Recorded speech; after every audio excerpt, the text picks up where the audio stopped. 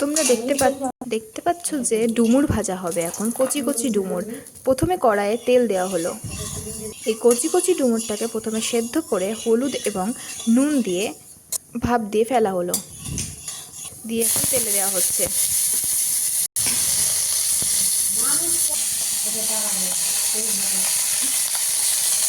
কার কার ডুমুর খেতে ভালো লাগে অবশ্যই কমেন্টে জানিও।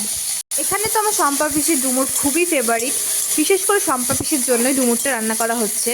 তাছাড়া আমি ডুমুর টুমুর খাই না। পিসি একটা স্পেশাল চাকু কিনেছে ফ্লিপকার্ট থেকে, ওটা দিয়ে কাটছে। ভালোই হচ্ছে কাটাটা। চাকুটা দেখতে খুব সুন্দর।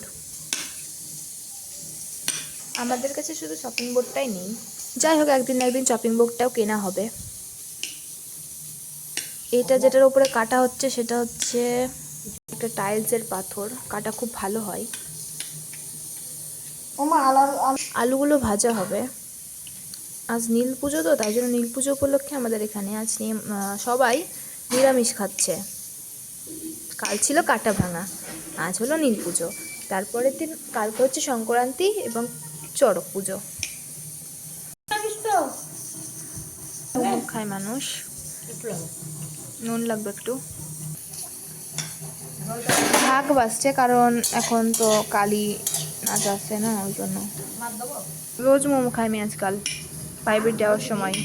তাড়াতাড়ি হাড় নষ্ট হয়ে যাবে, হাড় হয়ে যাবে। আজিনামোটো ভালো না, আজিনামোটো ছাড়া হয়ই না, ওই টেস্ট হয় না। কালকে রাতে প্রচণ্ড ঝড় হওয়ার ফলে আমাদের রাস্তাঘাট পুরো কাদা কাদা হয়ে গেছে। এখন যাচ্ছি আমি চড়ক গাছ দেখতে, মানে চড়ক গাছ আনা হয়েছে তাই। এই দেখো রাস্তাঘাট।